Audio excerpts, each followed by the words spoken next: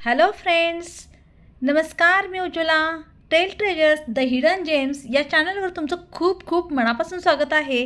तर आपण UPSCवाला love collector साहेबा हे पुस्तक वाचत आहोत. त्यामधील आपण 3 भाग वाचून झालेले आहेत आणि तेही तुम्हाला खूप आवडलेले आहेत. ते तुमच्या कमेंट्सवरून मला समजत आहे. तर आता आपण लगेचच 4था भाग वाचायला सुरुवात करणार आहोत. त्याआधी चॅनलला सबस्क्राईब केलं नसेल तर सबस्क्राईब करा आणि या उपयुक्त व्हिडिओंना जितकं शेअर करता येईल तेवढं शेअर करा, म्हणजे आजच्या तरुण पिढीला याचा खूप उपयोग होईल. UPSCवाला लव कलेक्टर साहेबा हे पुस्तक खूपच इंटरेस्टिंग बनत चाललेलं आहे आणि त्यामधील गिरीश आणि एंजल यांचा संवाद तरी ऐकला ना तर खूपच छान इंटरेस्टिंग वाटत आहे. त्याचबरोबर त्यांनी सांगितलेले गोल्डन रूल्स खूपच महत्त्वाचे आहेत.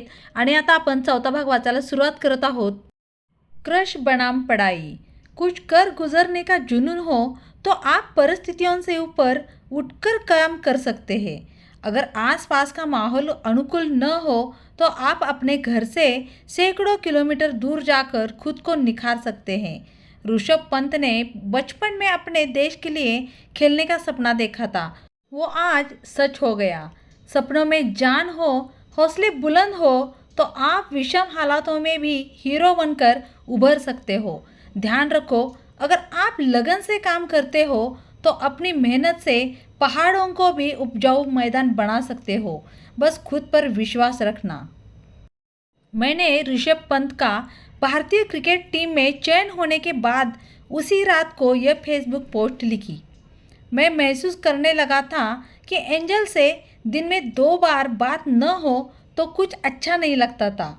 मैं उनके कॉल या फिर मेल का इंतज़ार करता था. लगातार 2-3 महीने की चैटिंग और बातचीत के बाद बातों में इतना खुलापन आ गया कि एक दूसरे से कुछ भी पूछने में हिचक नहीं होती थी. एंजल और मैं बातों बातों में एक दूसरे को सब बताते गए. हमारे दोनों के बीच इश्क और मोहब्बत के बीच प्रस्फुटित होने लगे थे. मुझे तो उनके जीवन साथी बनाने के ख्याल भी आने लगे थे. उनको लंबे समय तक बताया नहीं वो अलग बात है. उनको मैंने लंबे समय तक प्रपोज नहीं किया था, लेकिन इशारों इशारों में सब कुछ कह चुका था. उनकी खामोश मुस्कुराती निगाहें भी यही इत्तला दे रही होती थी कि वह भी मुझे पसंद करती है. हम हर रोज़ एक दूसरे को मैसेज करने लगे. पहले दिन में, फिर रात को भी.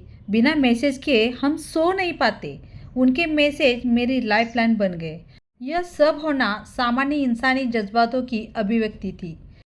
शुरुआत दोस्ती से हुई थी, लेकिन समय बीतने के साथ जज्बात स्पष्ट होते गए.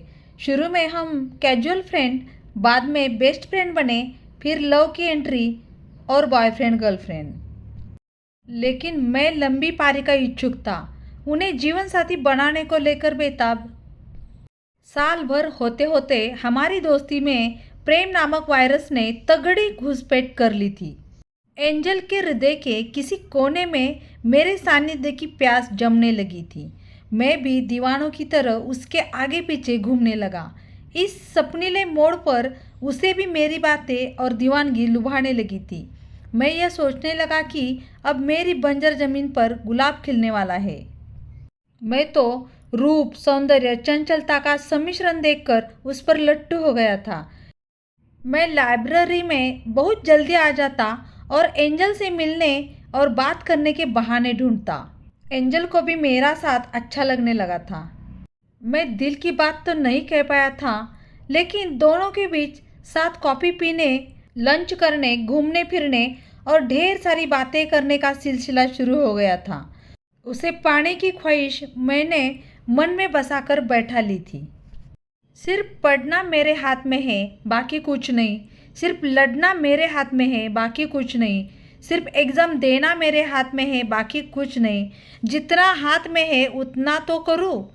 एंजल ने 10 घंटे की पढ़ाई के बाद रात में सोने से पहले डायरी में यह लाइनें लिखकर खुद को मोटिवेट करने का प्रयास किया और सोने चली गई. आज पढ़ने का मन नहीं कर रहा है, बिल्कुल भी. एंजल ने व्हाट्सएप मैसेज किया था. आज पढ़ने का मन नहीं कर रहा है तो टीवी डिबेट देखो. डिबेट देखने का मन नहीं कर रहा है तो राइटिंग प्रैक्टिस करो. राइटिंग प्रैक्टिस का मन नहीं कर रहा है तो डिस्कशन करो. और डिस्कशन का भी मन नहीं कर रहा है तो रणनीति बनाओ. लेकिन हर दिन कुछ न कुछ एक यूपीएससी अभ्यर्थी के रूप में करना ही होगा अगर चयन लेना है तो, मैंने कहा। कुछ लोगों की हमेशा शिकायत रहती है कि वे अपने मनचाहा काम के लिए हर दिन समय नहीं निकाल पाते, लेकिन मैं मानता हूँ कि बहाना बनाने के हज़ारों कारण हो सकते हैं कि आप अपने मनपसंद काम के लिए समय नहीं निकाल पाते। या तो वो किसी काम को मन से करना ही नहीं चाहते या फिर खुद दुर्बल इच्छाओं के मालिक है। दुनिया में किसी भी काम को करने के लिए सबसे ज़्यादा जिस चीज़ की ज़रूरत होती है वो है दृढ़ संकल्प, जिसके बलबूते जो आप सोच सकते हैं, जिस पर आप यकीन कर सकते हैं, उस काम को इस दुनिया में आप करके दिखा सकते हैं। साफ जाहिर हो रहा था कि मैं लगभग एक मेंटर की भूमिका में आ चुका था। एंजल का कॉल आया। मुझे हर्ष बी पंत आयर की बुक लेनी है, मिल जाएगी क्या मुखर्जी नगर में? मुखर्जी नगर और ओल्ड राजेंद्र नगर किताबों के अजायब घर है। यहाँ नहीं मिलेगी तो कहाँ मिलेगी? मैंने दृढ़ता से कहा। अच्छा, आप देख करके आना कि कहाँ मिलेंगी। उनका इरादा किताब खरीदने का कम और मुझसे मिलने का ज़्यादा था, यह बात मैं समझ गया था। जब किसी लड़की को लड़का पसंद आ जाए तो मिलने या कॉल करने के इतने तरीके ढूंढ लिए जाते हैं जितने एडिसन ने बल्ब बनाने के लिए तरीके नहीं ढूंढे होंगे। मैं उन्हें पसंद आया था या नहीं ये मुझे नहीं पता, या फिर शायद उनका इरादा यह था कि आईएएस बनने के सपने को साकार करने के लिए गिरीश मेरी बहुत हेल्प कर सकता है, इसलिए भी उन्होंने मेरे साथ दोस्ती बढ़ाई होगी। लेकिन वजह जो भी हो, दोस्ती धीरे धीरे बहुत प्रगाढ़ हो रही थी। मैं बत्रा सिनेमा गया और अग्रवाल स्वीट होम के पास वाली बुक शॉप से हर्ष वी पंत की आईआर बुक खरीद के एंजल को कॉल मिलाया। सामने से आवाज़ आई, रुको मैं अभी आती हूँ।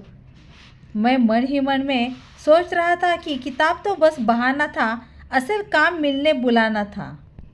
तुमने आज यह क्या पहन रखा है? तुम तो बिल्कुल चमन लाल लग रहे हो।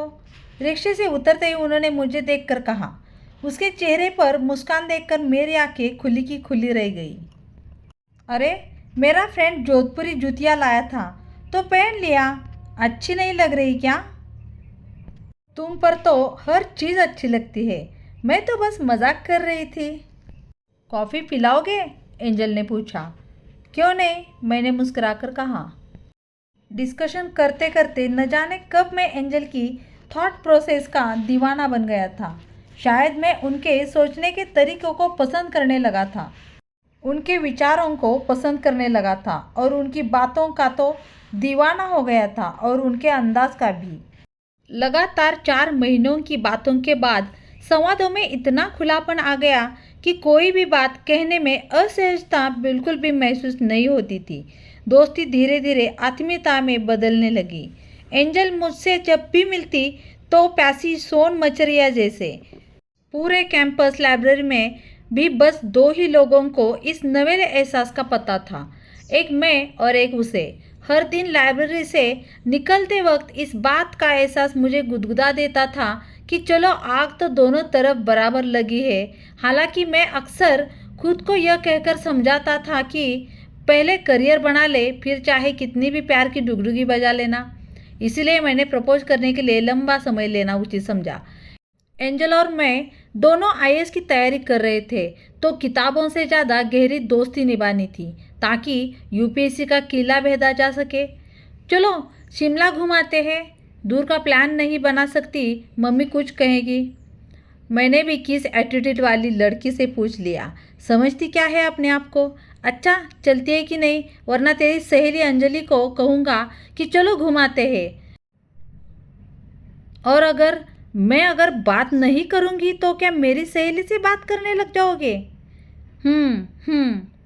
मैं और एंजल सदैव की तरह झगड़कर पलट लिए, मन में एक दूसरे की शक्ल भी न देखने का विस्फोटक गुस्सा और अपनी अपनी ईगो लिए।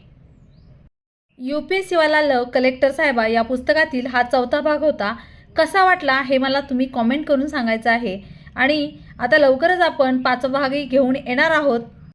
कैलाश मांजू विष्णोईंनी गिरीश आणि एंजलच्या संवादातून खूप छान माहिती दिलेली आहे, तर त्याबद्दल त्यांचे खूप खूप धन्यवाद. व्हिडिओ ऐकण्यासाठी तुमचा मौल्यवान वेळ दिल्याबद्दल खूप खूप मनापासून धन्यवाद. चला तर पुन्हा भेटूया पुढील भागासोबत.